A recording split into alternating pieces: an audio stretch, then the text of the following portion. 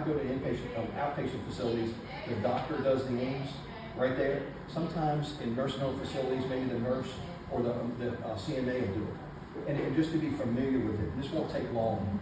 If you look at the aims, the first couple of parts, it breaks it down into face, arms, so muscular facial expressions, lips, and then the jaw, movements there, the tongue, uncontrolled movements of the tongue, and then the upper arms, the wrists, the fingers, the lower legs. And you can even, if somebody has full-blown TD, they can get it in the face, the lips, the tongue, the hands, and they can even go get piano toes.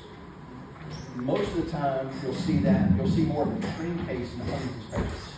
The Huntington's patients are all over the place. They're doing this, they're rocking back and forth, and sometimes they have a tough time staying in the bed. They'll fall out of the bed. So if they're diagnosed with Huntington's and they've got this, they call it chorea, and the uncontrollable movements, if they don't get on medicine, all that'll stop. Not stop, but it'll be drastically reduced. Could stop. I don't ever want to say 100%. But sometimes it stops, but most of the time it's drastically reduced. They can lay in bed without having movements. The biggest thing on this form, now, one thing is zero.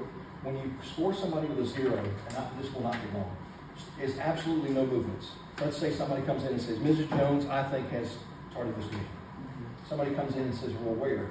She's nothing in the face, nothing in the tongue, no rapid blinking movement, okay, you put a 0. If she has any slight movements, it would be a 1. I don't want to say it has, no movements, slight movements, and then excessive movements. So you kind of break it down into 4 categories. This is somewhat subjective. However, if they don't have any movements, it's a 0. That's the only definitive there. Most of the time, if they've got some kind of movement, slight movement, you would mark it as a 1.